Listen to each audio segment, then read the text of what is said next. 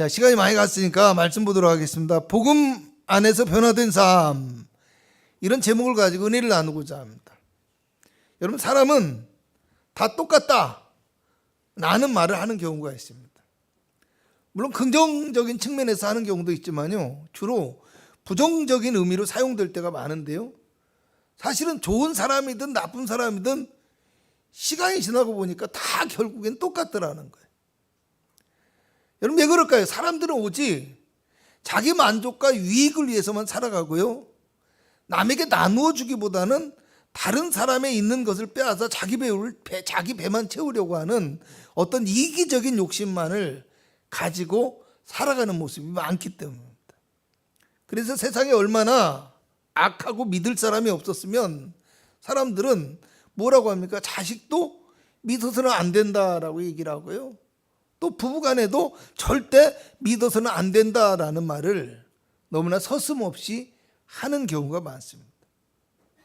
여러분, 다른 사람을 위할 줄 알고 생각할 줄 아는 이타성이 사라져버리고요, 또 공동체의 이익과 평화를 위해서 자신을 희생할 줄 아는 어떤 충성심과 헌신의 마음이 사라져버린 세상 속에서 살아가고 있는 것이 오늘 우리의 현실, 오늘날의 현실이라는 겁니다. 어떤 사람이요, 정치인은 다 거지 같은 놈이다 이렇게 소리를 쳤더니 옆에 있던 사람이 퍼럭하고 화를 내더라는 겁니다. 아니, 그래서 혹시 정치인이십니까? 이러고 물었더니 이 사람이 대답하는 말이, 아니, 나는 거지다 이렇게 대답하더라는 거예요. 할렐루야. 여러분, 이 이야기를 듣고 물론 진짜 있었던 일 같지는 않지만요, 얼마나 세상이 잘못되었으면 거지가 자기를 정치인에 비유했다고 화를 내겠느냐는 말입니다. 가장 깨끗하고 도덕적이고 모범이 되어야 할 지도자들이 오히려 비리를 저질러요. 더 많이 노력하고 더 많이 수고하고 더 많이 헌신해야 될 공동체의 리더들이 오히려 사람을 이용하고 남의 것을 탐내고 자기 이익만을 쫓아서 살아가는 모습들을 우리는 너무나 쉽게 보게 되어집니다. 여러분, 사실 거지는요, 공개적으로 남의 것을 받아 누립니다. 그런데 이런 사람들은 늘 안 그런 척하면서 고상한 척하면서 받아먹고 욕심을 내고 빼앗고 하니까 여러분, 거지가 화낼 만도 하겠다 이런 생각을 하게 되더라는 말입니다. 여러분, 다 똑같다라고 했는데요, 혹시 우리의 모습도 이와 똑같은 모습은 아닌지 우리 스스로 생각해 볼 수 있었으면 좋겠다라는 말입니다. 오늘날 우리의 믿음의 사람들도요, 똑같다라는 말을 듣고 살아가고 있는 것이 실제적인 현실입니다. 예수 믿어도 똑같더라, 교회 다녀도 똑같더라. 집사인데, 권사인데, 장로인데, 목사인데 똑같더라. 하나도 변한 게 없다라는 말이 오늘 세상이 우리를 평가하고 세상이 우리를 바라보고 세상이 우리에게 하는 말이라는 겁니다. 여러분, 오늘 보면 17절을 보면 그런즉 누구든지 그리스도 안에 있으면 새로운 피조물이라고 해요. 이전 것은 지나갔으니 보라 새 것이 되었다라고 얘기합니다. 새롭게 태어났으면 새롭게 살아가야 될 존재가 되었다라는 말이에요. 또 보면 15절을 보면요, 그가 모든 사람을 대신하여 죽으시면 살아있는 자들로 하여금 다시는 그들 자신을 위하여 살지 않고 오직 그들을 대신하여 죽었다가 다시 살아나신 이를 위하여 살게 하려 함이라고 말씀합니다. 그러니까 믿음의 사람들은 다시는 자기 자신을 위해서 살지 않고 그리스도를 위해서 살게 하려 한다는 것. 여러분, 세상과 똑같이 자기 유익과 만족을 위해서 쫓아서 살아가던 이전의 모습이 아니라 그리스도 안에서 살아가며 그리스도를 위해서 살아가는 하나님의 백성이 되어져야 된다는 말이에요. 그리고 새롭게 창조된 하나님의 백성으로서 그리스도와 영적인 연합을 이루고 예수님의 삶의 모습을 닮아가는 성도이자 진정한 그리스도인이 될 수 있어야 한다라는 말입니다. 여러분, 국가의 정상들이 만나잖아요. 대통령 뭐 이런 사람들이 만나잖아요. 그래가지고 공개적인 자리에서 인터뷰를 하거나 어떤 의견을 교환하잖아요. 그러면은 우리나라 대통령 같은 경우는 분명히 영어를 잘 해요. 일상적으로 평소에 대화할 때는 영어로 통역 없이 대화를 하는데 이런 이야기를 할 때는 꼭 통역을 통해서 말을 해요. 대화를 해요. 물론 의사를 정확히 전달하고 혹여나 있을 어떤 실수를 예방하기 위한 것도 있지만요. 실제적으로 또 중요한 것은 한 나라를 대표하는 입장에서 어떤 자기 나라의 언어를 사용하는 것이 국가의 위상을 바로 할 수 있는 이유가 되기 때문이라는 것. 오늘 성경의 20절을 보면요, 사도 바울은 우리가 그리스도를 대신하여 사신이 되었고 하나님이 우리를 통하여서 너희를 권면한다라고 얘기를 하고 있고요, 그리스도를 대신하여 우리가 간청한다라고 얘기를 합니다. 그리스도의 사신이 되어서 우리를 통해서 하나님이 너희를 권면하시고 우리가 그리스도를 대신해서 너희에게 복음을 전하는 뭡니까? 전도자의 역할을 감당하게 되어졌다라는 말입니다. 여러분, 사실은 뭐예요? 그리스도의 대사라는 이야기예요. 여러분, 우리가 그리스도의 대사가 되어졌다라는 것은 이제는 그리스도의 사람답게 행동해야 될 뿐만 아니라 그리스도를 대신하는 사람으로서 그리스도인으로서의 품격과 위엄이 우리에게 있어야 된다라는 거. 이런 의미가 될 수도 있다라는 거. 여러분, 우리가 그리스도인이 되었다는 것은요, 입술로만 그리스도의 이름을 부르거나 아니면 교회에 나와서 예배만 드리면 되는 것이 아니에요.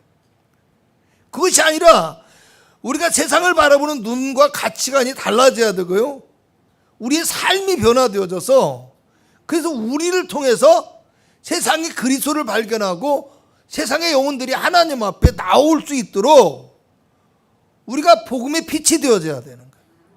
그리고 복음의 말씀을 우리의 삶을 통해서 증거할 수 있어야 된다는 거. 이것을 기억할 수 있길 바랍니다. 그런데 왜 우리는 변화되어진 그리스도인의 삶을 살아가지 못하고 세상으로부터 다 똑같다라는 말을 듣게 되고 심지어는 믿음의 사람이 더 한다라는 말까지 듣게 될까요? 왜 그럴까요? 사실은 보이는 것이 우리의 마음을 지배하고 그 보이는 것들이, 환경이 우리의 믿음을 흔들어 놓기 때문이라는 것. 4장 17절을 보면요, 우리가 잠시 받는 환난에 경한 것이 지극히 크고 영원한 영광에 중한 것을 우리에게 이루게 함이라고 말씀합니다. 사도 바울의 고백이에요. 그런데 자신들이 받고 있는 환난을 잠시 받는 경한 것이라고 얘기해요. 가벼운 것, 작은 것, 이런 것이겠죠.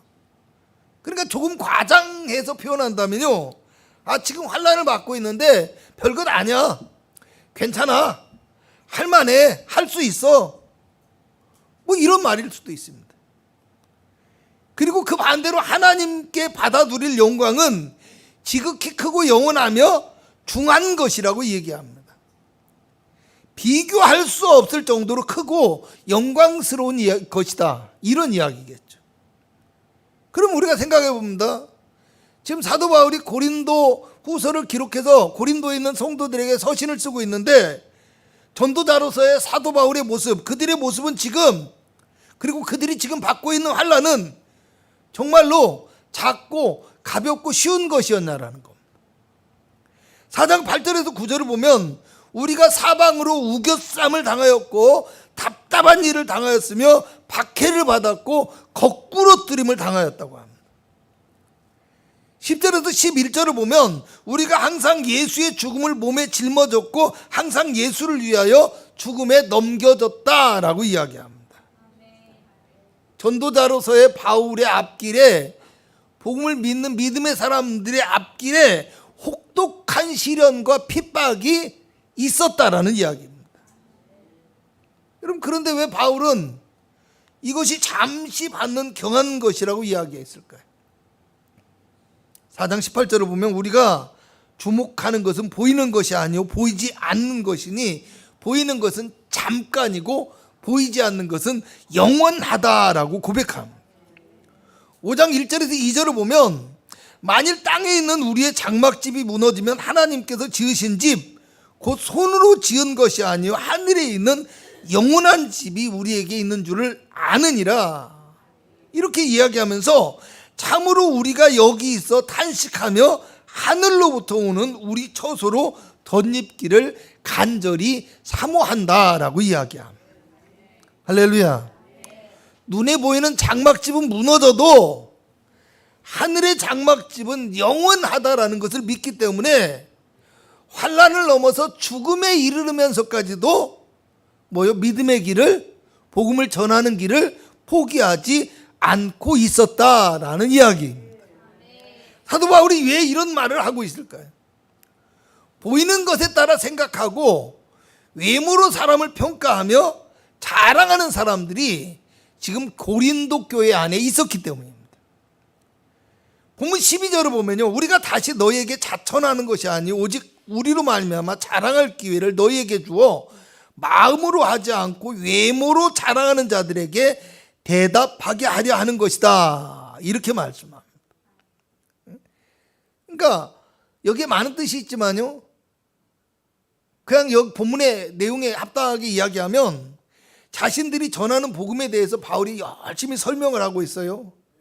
그리고 자신들이 복음을 어떻게 전하고 있고 또 환난과 핍박 가운데서도 어떤 마음과 어떤 자세와 어떤 믿음으로 그 환난과 핍박을 견디며 복음을 증거할 수 있었는지 그것에 대해서 말하고 있는데, 그 말하는 이유가 뭐냐?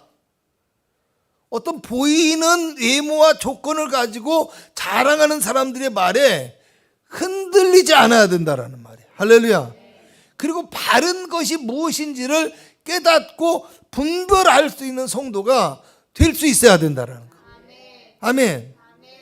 제가 아까 그 전도에 대해서 얘기를 했잖아요.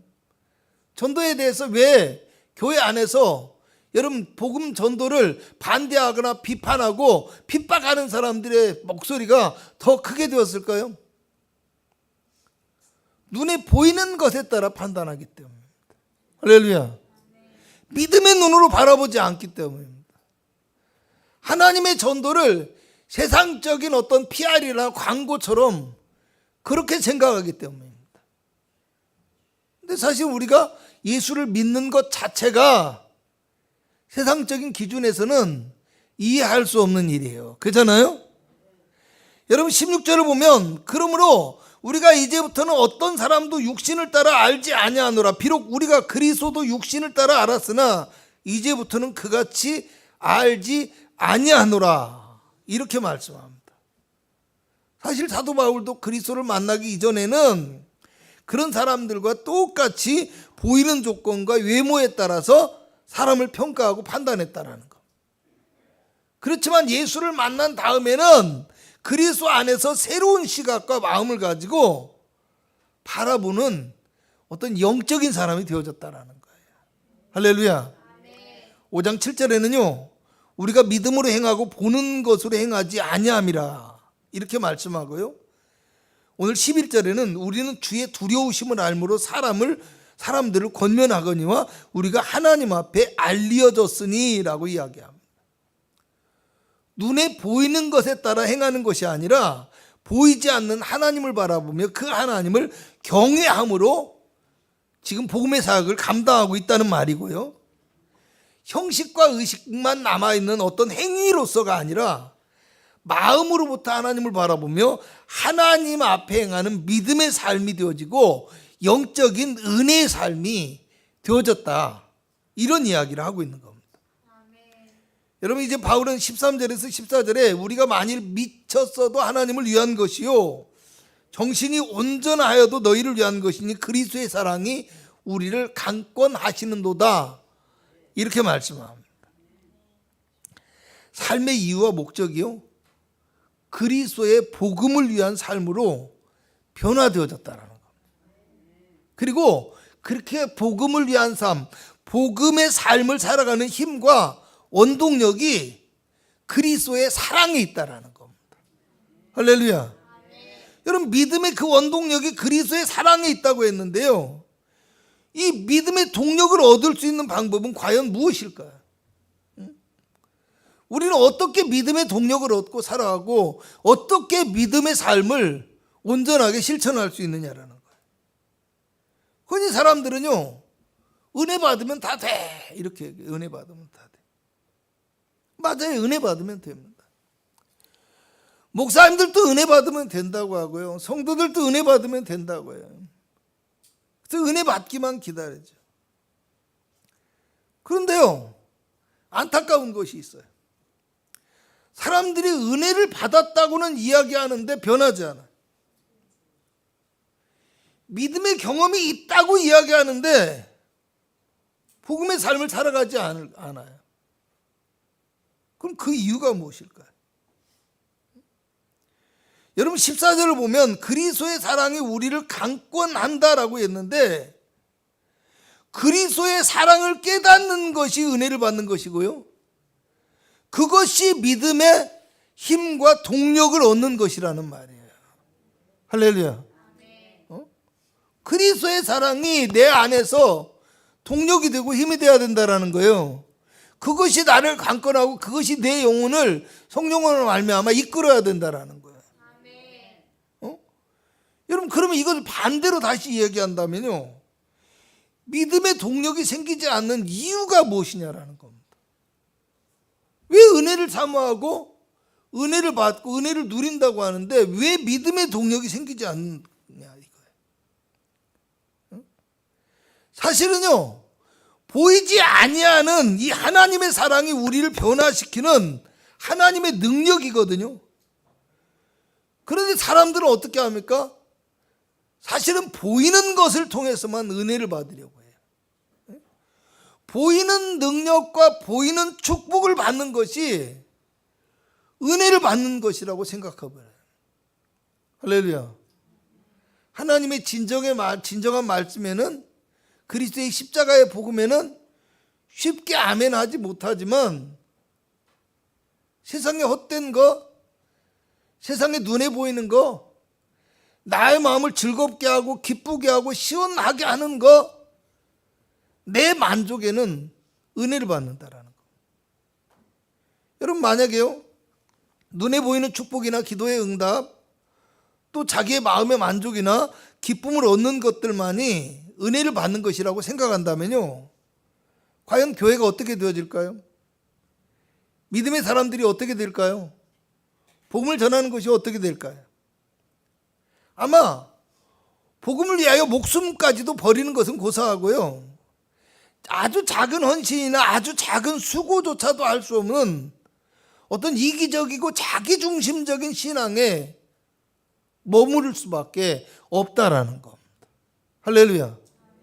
그래서 은혜를 받지 못하면 봉사도 할 수 없고요, 은혜를 받지 못하면 헌신할 수도 없고요, 분혜를 받지 못하면 희생할 수 없고, 은혜를 받지 못하면 복음을 전하는데 나설 수도 없고 용기를 낼 수도 없는 거예요. 여러분, 물론 하나님의 은혜라는 것은요, 사실은 우리의 현실과 그리고 우리의 현실의 어떤 삶, 눈에 보이는 것들을 통해서도 주어지긴 합니다. 할렐루야. 그렇잖아요. 여러분, 이 꽃이 왔잖아요. 그잖아요, 꽃이. 아주 권사님이 이 하나의 꽃이기 때문에 이걸 어떻게 해야 되나 전 살짝 고민이 되더라고요. 근데 한참 있다 와봤더니 이렇게 멋지게 해놨어요. 아멘 안 하네. 할렐루야. 멋지게 해놨어요. 막 군데군데 다 꽂아놨어요. 얼마나 아름다운지. 할렐루야. 은혜가 돼요, 안 돼요? 돼요. 하나님께서는 이런 눈에 보이는 것들을 통해서도 은혜를 주시는 건 당연해요. 그렇지만 진짜 하나님의 은혜는 무엇이냐라는 겁니다. 우리가 바라보고 추구하고 목표로 해야 될 하나님의 은혜가 무엇이냐라는 겁니다. 여러분, 진짜 하나님의 은혜는 예수 그리스도의 십자가와 부활을 통해서 주어지는 죄사함과 구원에 있고요, 천국의 영원한 생명을 얻으며 주님과 함께 동행하는 것이라는 사실, 이걸 기억해야 된다라는 거예요. 여러분 17절을 다시 보면 누구든지 그리스도 안에 있으면 새로운 피조물이라 이전 것은 지나갔으니 보라 새 것이 되었다라고 이야기합니다. 그리스도의 십자가 안에서 죄사함 받고 새롭게 되어진 자신을 바라볼 수 있어야 된다라는 겁니다. 기도응답도 받고 병고침도 받고요. 또 세상의 축복과 능력도 받아야 됩니다. 그렇지만 우리의 죄를 대신 지고 십자가에서 죽으신 그리스도의 그 사랑, 그 큰 사랑을 깨닫는 것, 그 십자가의 사랑으로 말미암아 하나님의 영원한 생명이 우리에게 주어졌다는 것, 그 엄청난 은혜, 크고도 놀라운 은혜를 깨닫는 것이 진짜 은혜 받는 것이며 변화의 능력이 될 수 있다는 사실이에요. 할렐루야. 여러분 그러니까요, 여러분 아무리 학생 때 행사를 하고 즐거움을 주고 찬양 율동을 하고, 나는 찬양이 좋아하고 찬양을 기쁘게 하던 청년들이 다 어디 갔어요? 학생 청년들이 다 어디 갔어요? 노래방으로 간 거야. 할렐루야. 그냥 노래가 좋아서 온 거예요. 노래가 좋아서. 그렇잖아요. 함께 어른들도 뭔가 노는 것이 좋았던 거예요. 좋았던 거. 그냥 교회 안에 겉모습에 취해서 은혜를 받고 겉모습만 보면서 은혜를 받았던 사람들은 어느 순간 삶이 힘들어지거나 세상이 더 좋아지면 다 거기로 빠져나가 버리는 거예요. 할렐루야. 네?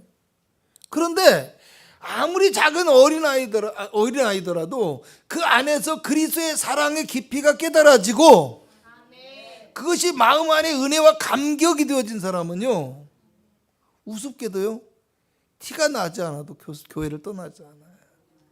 할렐루야. 그걸 우리가 아셔야 돼. 그걸 우리가 아셔야 돼. 여러분 그리스도의 그 사랑이 우리 안에 있어야 우리가 세상을 살아가고 변화된 삶을 살아가는데요, 우리는 여전히 세상의 눈에 보이는 것만 바라보고요 그렇게 살아가는 거예요. 신앙의 기준을 외적인 것에만 두고 살아가요. 그렇기 때문에 여전히 변화되지 못하는 똑같은 삶을 살아가고 있다는 거예요. 그리고 때로는 어떻습니까? 더 욕심이 많고 이기적인 사람으로 오히려 예수 안에서 변화되어져 버려요. 그게 예수 안에 있는 겁니까? 예수 안에 왔다고 하지만 예수님이 주시는 떡에만 눈이 돌아간 사람들이 되는 거예요. 명예와 권세에만 마음을 빼앗긴 사람들이라는 거예요. 할렐루야. 여러분 오늘 우리가 그리스도 예수 안에서 빛의 역할은 고사하고 그리스도의 십자가를 욕되게 하는 부끄러운 모습이 있지는 않은가, 우리 스스로가 생각할 수 있어야 돼요. 여러분 6장 1절을 보면 이 말씀을 하고 난 다음에 사도 바울이 이렇게 시작해요. 하나님의 은혜를 헛되이 받지 말라. 할렐루야. 하나님께서 은혜를 주신 목적이 있다라는 거예요. 그죠? 하나님이 우리에게 은혜를 주신 목적은 우리가 보이는 세상이 아니라 하늘의 영원한 것을 바라보며 그리스도와 동행하는 삶을 통해서 그리스도의 빛과 향기를 바라며 그리스도의 복음을 증거하는 삶을 살아가도록 하는 거예요. 아멘. 거기에 있다라는 겁니다. 근데 우리는 하나님의 뜻을 깨닫지 못하고 은혜 받은 사람답게 살아가지 못하는, 어찌 보면 은혜를 헛되이 받은 헛된 믿음과 헛된 삶을 살아가고 있는 성도는 아닌가, 늘 우리가 그것을 기억하고 생각해 봐야 된다.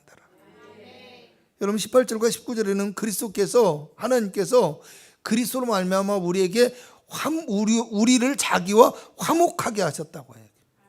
그리고 우리에게 화목하게 하는 직분을 주셨고 화목하게 하는 말씀을 부탁하셨다고 합니다. 자, 화목하게 하는 직분을 주셨고 화목하게 하는 말씀을 부탁하셨는데 우리가 먼저 알아야 될 게, 먼저 있어야 될 게 뭐예요? 화목하게 하시는 하나님의 그 은혜를 우리가 먼저 받아야 된다라는 거. 아멘. 할렐루야. 응?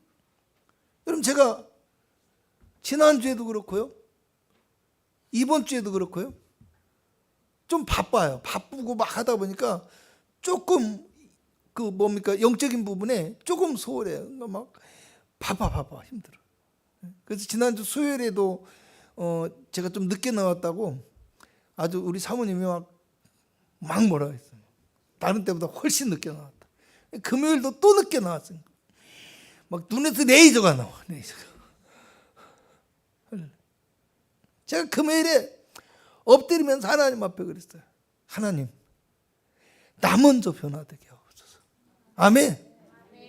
오늘도요, 밤을 새우고 잠깐 눈을 붙인 다음에 이 욕심이 예배 드릴 때까지 버티고 있는 거야. 막 시간이 되니까 막 불이 나게 내려오면서 또 한 1분은 늦었네 뭐 하면서 엎드리면서 하나님, 나 먼저 변화되게 하옵소서. 할렐루야. 뭐 성도들 은혜 받고 이 사람들 변화되기가 먼저가 아니라 내가 은혜 받고 내가 성령의 사람이 되어야, 아멘. 복음도 전하고 은혜도 나누는 것이니까 나부터 변화되게 하옵소서. 여러분 아셔야 돼요. 내가 그리스도의 은혜를 깨닫는 거, 이거 멈춰지는 순간에요, 나는 아무것도 아닌 존재가 되어지는 거예요. 할렐루야. 여러분 자식도 그렇잖아요. 부모님이 돈 줄 때만 기뻐하고 은혜 받았다고 하고. 할렐루야. 그 잠깐 병원에 입원했을 때만 엄마 어떻게 아빠 어떻게 해놓고서 한 일주일 지나면 그냥 어디 갔는지 전화도 안 받아버리면, 여러분 그게 자식이에요. 죄송합니다, 혹시 그런 사람이 있어요. 여러분 근데요, 여러분 다 부모 보내보셨고요, 그잖아요. 이별해 보셨잖아요. 근데 자식이 마음이 어때요? 나이가 들어서 그리고 때가 되었다고 아는데도 그 마음이 식지 않아요. 그잖아요.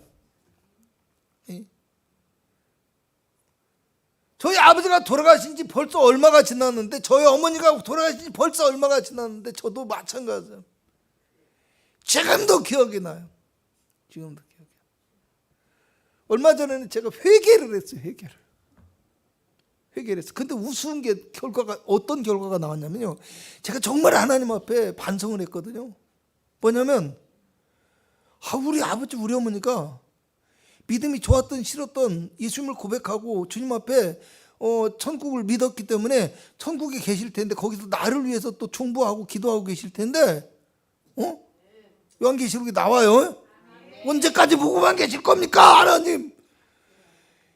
이거 수많은 사람들이 기도하잖아요. 아멘. 그잖아요. 기도하고 계실 텐데, 아니 나는 형제들하고 모였다 하면은 자꾸 아이고 그냥 봐니 이러고 있어요. 이거 갑자기 어느 날 갑자기 내가 뭐 하고 있지? 내가 뭐 하고 있지? 목사가 돼갖고 뭐 하고 있지? 근데 그렇게 통렬하게 회개하고요, 제가 입술을 닫고 조심했는데요. 이번에 그 명절 때 가족들을 만났다고 했잖아요. 만나면 막 소리부터 높아지고요. 그리고 막 부모님 얘기 나오면 또 막 억울함이 막 쏟아지고 그러는데, 이상하게 형제들이 그런 말을 안 해요. 할렐루야. 좀 힘들고 어려웠던 거, 속상했던 걸 얘기를 해요. 근데 그전처럼 막 이렇게 분이 나는 것이 아니라, 그땐 그럴 수밖에 없었지만 뭐 이렇게 얘기를 하는 거예요. 할렐루야. 내가 그리스도의 사랑 앞에서 내가 마음이 바뀌니까요, 때에 따라서는 다른 사람도 그렇게 되어지는 역사를 경험하더라는 거. 아멘. 그래서 우리가 그 화목하게 하시는 하나님의 은혜가 우리에게 먼저 있어야 된다라는 거예요. 그러면 우리가요 변화되어지고 새로운 삶을 살아가는 방법은 무엇이냐? 그리스도의 은혜 안에서 새롭게 되어지는 것뿐이라는 거. 이 사실을 기억하는 거예요. 아멘. 그래서 다 그 십자가의 은혜를 기억하고 묵상하고 부활의 소망을 잊지 않으면서 그것을 간구하는. 아멘. 하나님 십자가의 은혜로 십자가의 능력으로 나를 붙들어 주옵소서. 하나님 성령으로 나를 붙들어 주옵소서. 나는 부족하지만 하나님의 은혜가 있어야 내가 살아갈 수 있습니다.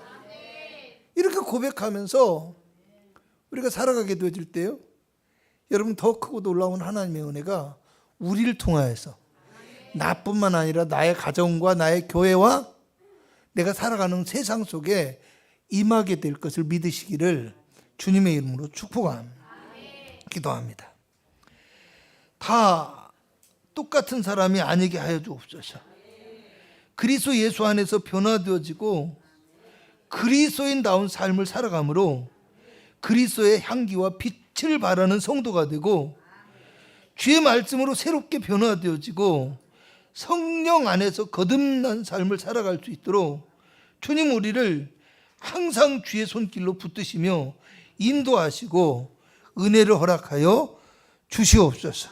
오늘 우리가 하나님 앞에 가지고 나온 문제와 어려움과 기도의 제목이 있습니다. 주여 들어 주시옵시고 주여 응답하여 주옵시고 우리의 삶에 하나님의 손길이 나타나게 하옵시고 하나님의 은혜와 그 권능이 임하게 하여 주시어서 우리를 통하여서 주님의 영광이 나타나고 주의 복음이 증거되어지는 놀라운 역사가 일어나게 하옵시며 우리를 통하여서 가정이 복음화되어지고 잘 되어지게 하옵시며 아버지 우리의 가족들이 구원받고 세상이 변화되어지는 놀라운 복음의 역사가 일어날 수 있도록 주여 축복하시고 은혜를 더하여 주시옵소서. 성령으로 충만하게 하옵소서. 성령의 능력으로 역사하여 주옵시고 성령의 기름 부으심이 있게 하옵시며 성령의 은사를 허락하여 주셔서 담대하게 복음을 전하며 믿음의 삶을 살아가게 하옵시고 믿음의 풍성한 열매를 얻을 수 있는 거룩한 성도가 되기를 원하옵니다. 예수님의 이름으로 기도합나이다. 아멘.